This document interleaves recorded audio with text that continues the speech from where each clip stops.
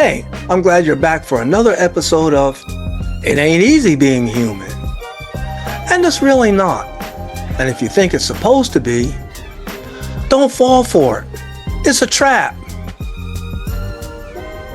Let's have a conversation about that. I'm Ed Green.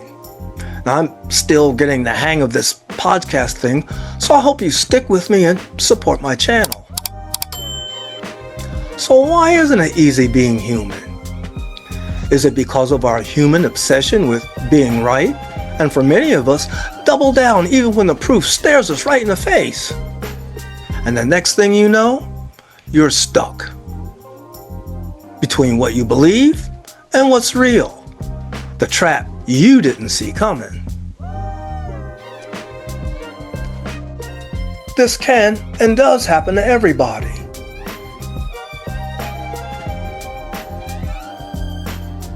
I told you last time how my indecision trapped me with a bad hip for a couple of years. You may be caught in a trap something like that right now and not even know it. Now, a lot of people can see it coming, learn how to avoid it, or seem to get away without missing a beat. By the way, did you know if you stay trapped long enough, it turns into a prison and you think that there's no way out? If you fall for it. Just saying. Anyway, if you were trapped right now, how would you know? There's a way to find out. Want to know what it is? It's the answer to this question. Are you living the quality of life you want to live? Now, if you say yes, great. But if you say no, what stands in the way? Holds you back? Now, whatever it is, it probably has to do with people, places, things, situations, and the choice. Could these be the traps you didn't know you were caught in? You can't seem to find or keep the job you want? You can't get that break you need to get that project you're working on off the ground and moving? Relationships always seem to be a struggle and don't last. Your finances are a mess, you're drowning in debt, and just can't seem to get ahead. Are all these part of the pattern you're trapped in? This is where we begin, because you have to find that out before you can even begin to change the course of things. Researcher Kathy Gottberg gives us a pretty good picture of 7 common traps that keeps us running in circles. I see people caught in these traps all the time. I mean, if these are part of being human, how can anyone avoid them? But here's the deal. I'm not talking about the traps being a part of being human, but falling for them is. But you can learn to free yourself once you know what they are. That's the first step of critical thinking. And if there ever was a time critical thinking was needed, it's now. Now, I can give you the headlines about these 7 traps, and if any of them hit home, get the full story on my website. So let's start from trap 7 and work our way to the number 1 trap. See if any of these for you could be a trap. When your therapist says, so your parents blame you for the divorce, and you say, nah, I was just a kid. And your therapist tells you, that wasn't a question. I see them twice a week. Don't fall for it. It's a trap. This is trap 7. This is the trap of projection, blaming others, refusing to forgive, taking no responsibility, or feeling guilty for all that stuff you did. These binds us to the past, believing that others are responsible for our happiness or our misery is real. So don't fall for it. When you were growing up and your teachers told you you're worthless and would never amount to anything in your life, and you were homeschooled, don't fall for it. It's a trap. Yes, trap 6. Feelings of unworthiness, telling yourself you're not good enough, not smart enough, not rich enough. I could go on. All because you believe what you tell yourself. Of all the traps on my website, it's this one that gets the most views. So don't fall for it. When childhood fears follow you into adulthood, like one Sunday morning at church, a pastor noticed a young boy staring at a plaque on the wall. Now, the plaque had a list of names and small American flags mounted to either side of it. The pastor walked up to the boy and stood beside him. The boy looked up at the pastor and asked what the plaque was for. The pastor told him, "Well, son, it's a memorial to all the men and women who died in service." After a few seconds, the young boy, a bit panicked, asked, "Which one, the 9 or the 10:30 service?"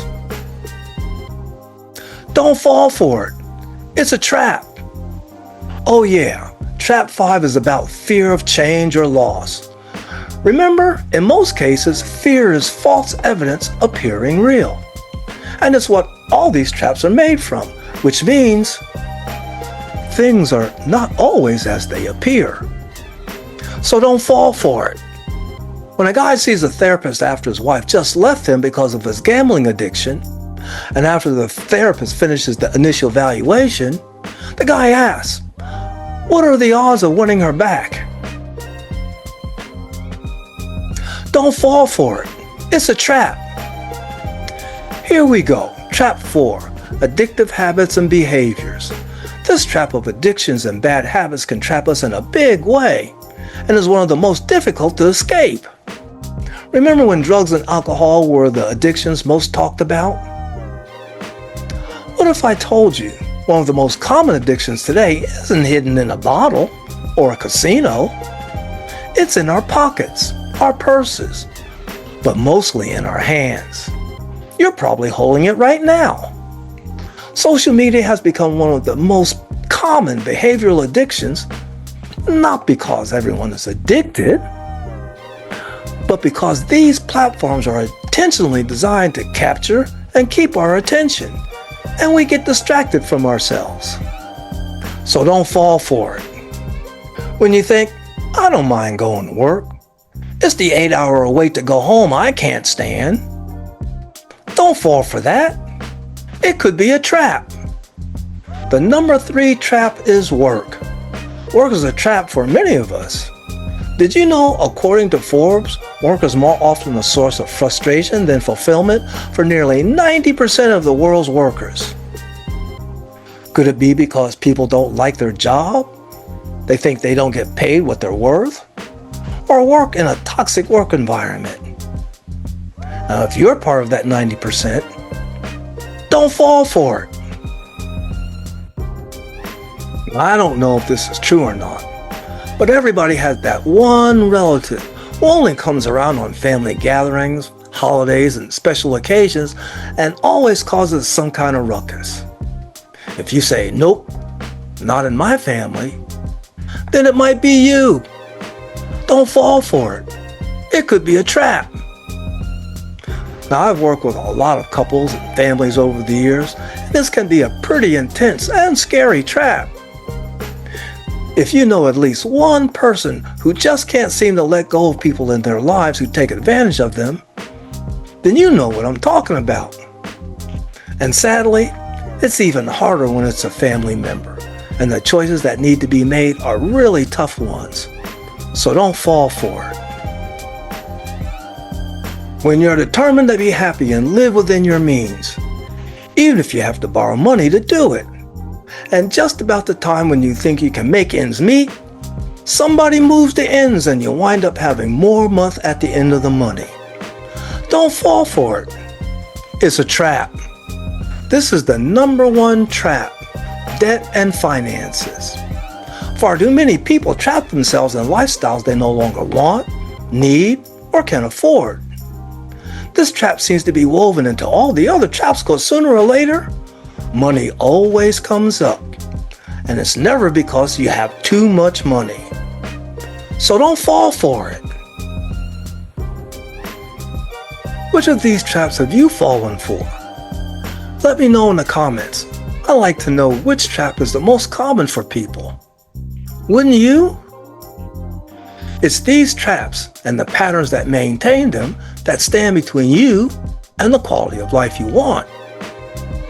And if they don't, could it be because you've gotten so used to it you think, well, that's just the way life is? And is that why we keep falling for them? And that's why it ain't easy being human? Let's use an example we're all pretty familiar with to show you how these traps work. Have you ever gotten a text message that just says, "We need to talk"? That's it. 4 words. And next thing you know, you're going over every conversation in your head you had since you saw that person, wondering, what did I do? What did I say? Thinking they're upset with you. And so it begins. You start defending yourself against something that hasn't even happened yet. This is when you start making stuff up. And somehow you manage to have a whole conversation in your head and how it's going to turn out, and they're not even in the room. Meanwhile, all they wanted to know was what you wanted for dinner. What a relief when you find that out, right? But that's how the trap works. Something in the present activated something from the past. Memory, a fear, a belief, a conclusion. And before you know it, you take the bait and you fall for it. And your go-to pattern kicks in. You weren't responding to what was happening. You were reacting to stuff you made up.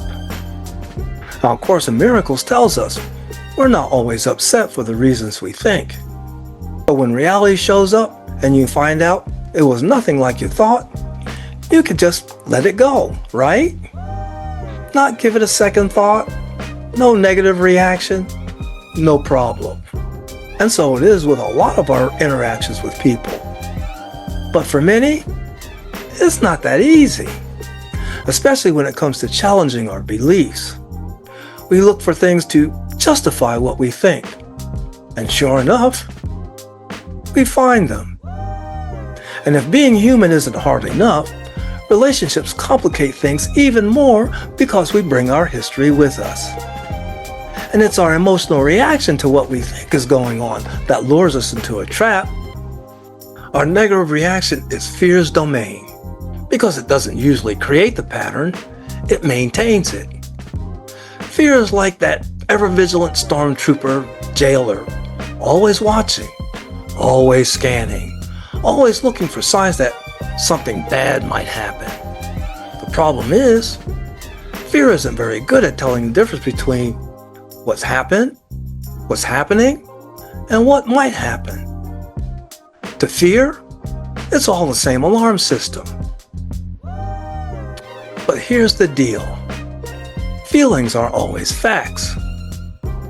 Fear can have a powerful influence on our emotional reaction and twist our thinking in a way that comes across as something entirely believable. If you fall for it. Fear being at the center of it all is the bait that lures you or scares you into a trap and keeps you there, if you don't choose to leave. This is where you're faced with a choice, to choose between what you believe and what's real. Which brings us back to one of the most important questions I know. Is this an opinion, a feeling, or a fact? Remember last time I talked about how I feel like statements could be a trap because they almost sound believable. I posed an experiment to listen to yourself or someone else who says this and ask if it's an opinion, a feeling, or a fact. How did it go? Well, if you haven't yet, let me know in the comments. But wait, there's more. Here's another clue that almost certainly triggers the anxiety trap. What if thinking? Let's use the text message scenario to illustrate the difference between opinion, feeling, or fact to expose the trap. fact, you received a text message that says, "We need to talk." Here's how you can tell it could be a trap. When you start telling yourself, "What if they're upset with me? What if I'm in trouble? What if this isn't going to go well? What if, what if, what if?" Feelings or opinions, or feelings based on opinions, are just that, when the only facts you have are that you got a text message and it said, "We need to talk." Everything else is made up when you look from a psychospiritual perspective and see the cognitive distortion jumping to conclusions for the illusion it is. Why does this matter?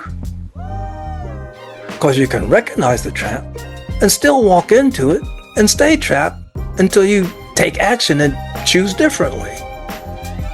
That's exactly why I created the 7-step formula, to help people recognize, interrupt, and navigate their way free from the patterns that trap them. And they can restore balance between their human and their spiritual nature to improve the quality of their lives. And who doesn't want a better quality of life? I know I do. Don't you? Now, we'll talk about this in our next conversation, so be sure to join in next time for more real talk about it ain't easy being human and what more we can see from a psychospiritual perspective. Because recognizing the trap is the beginning. Learning how to get free is the journey. So, if you'd like to learn more about the 7-step formula, the traps, upcoming workshops, coaching, psychotherapy services, and other resources to promote awareness through self-discovery, visit my website, overcomingtheinsanity.com, and subscribe. Life is a series of experiences connected by the choices we make, leading to the next experience. And that's what brought you here, to this moment, to choose your next experience. So choose wisely and don't fall for it. It could be a trap, because it ain't easy being human. Till next time, see clearly, live freely, and love deeply.